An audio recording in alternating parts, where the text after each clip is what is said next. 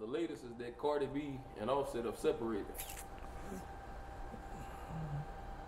You got any thoughts, or you don't really care? You ain't paying attention? What's going on?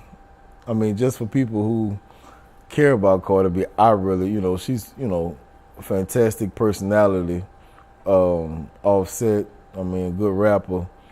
Them separating, I mean, it's kind of like a no-brainer. I mean, not a no-brainer they'll separate, but the fact about how the separation came about, Offset got caught into some situation, 25-year-old millionaire, Cardi B, give this persona, I'm not saying she's saying that, you get with me, you can be out in the open and have fun and all that like that, but I mean, this dude got all kind of women coming at him.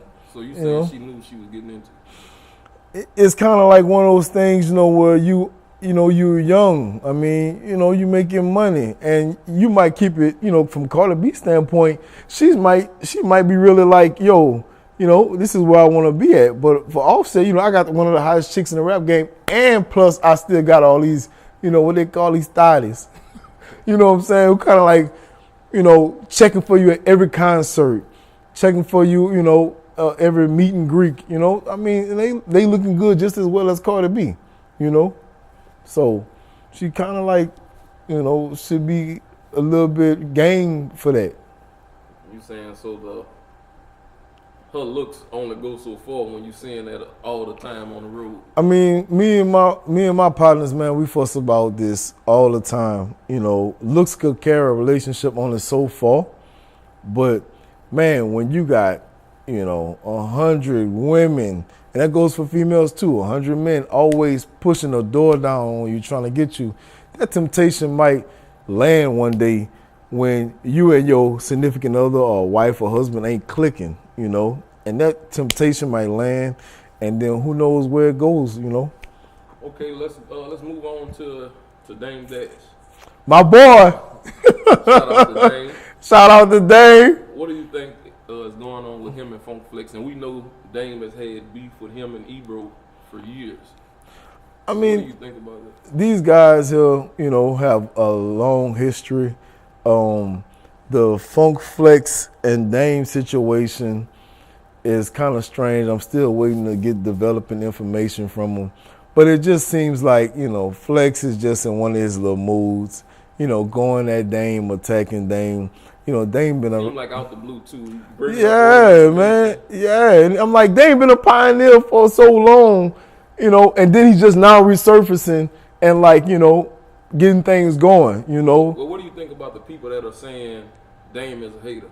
Seem like Dame always beef with people that got more money than him. It's nonsense, man. It's nickels, because this guy, once again, he done resurfaced now, and now he's bringing awareness. He's attacking. He got books out, Culture Vulture. He's doing videos and everything like that, just exposing these people who kind of been, taking advantage of the culture, who probably, really don't have the best interests of the people who are actually, producing and making this culture going forward. We got these all white execs, Arabians, Indian ethnicities, and even blacks too.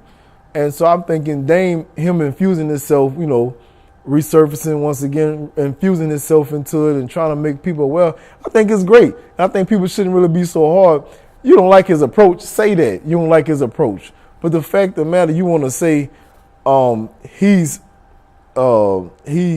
mad, or he had something wrong with him, he out of his mind, that's nonsense. Why do you think so many people reject his information? Why does it seem like it's hard for people to take in what he's saying? Most people want to play ball, man. They just want to play ball. Anything to get checked. That's all. I mean, it's sad that we can't, despite, let's forget about the way how somebody may bring some information to you.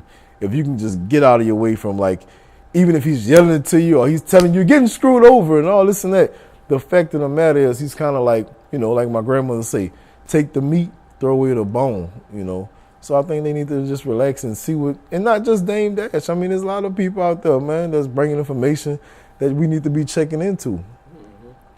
So Dame has been going at Leo Cohen for quite a while now. Do you agree with his assessment by saying that Leo is a culture vulture? And what would you say a culture vulture is? Well, shout out to one of my best friends who has a different perspective on culture vulture. But I believe that Lyor Cohen is most definitely.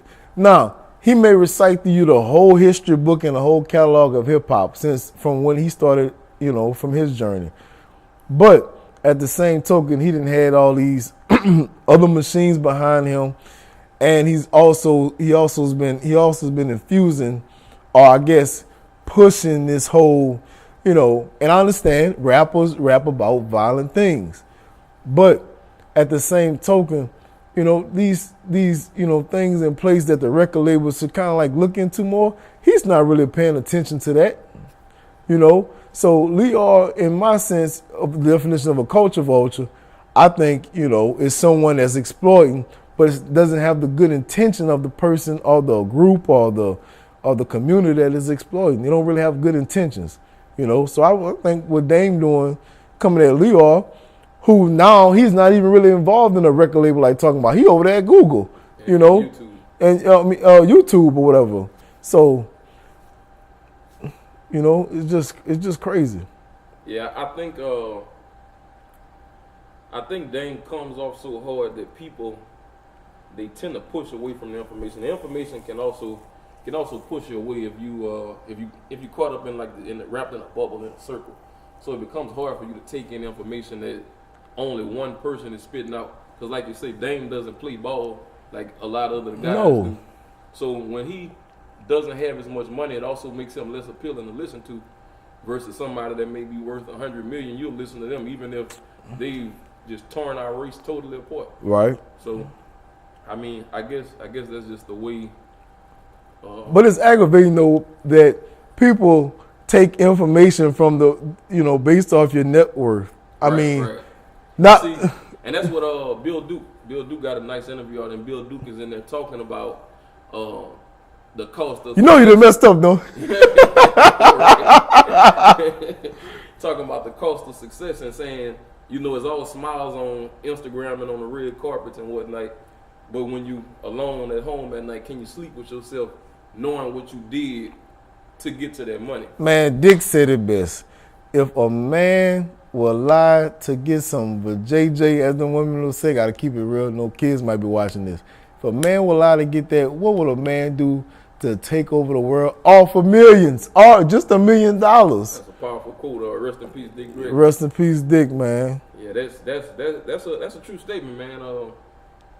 It's very true. I don't even think people really understand the depth of what he says there. If you will lie to get some of that, imagine what you will lie and say to take over the world. People, they just need to let that sit in for a little while. I want to go back to the situation about the difference of somebody's net worth and you receiving that information. Somebody making $100 million versus somebody making $1 million, and $1 million man coming to you and tell you that the $100 million man ain't really doing this or ain't really doing that. Bro, sometimes, man, we got to just sit down for a second and process some things. People are sleazy. There's snakes. There's devil out there. There's devils out there, man. People will do anything, man. And I'm just reiterating what, people say every day.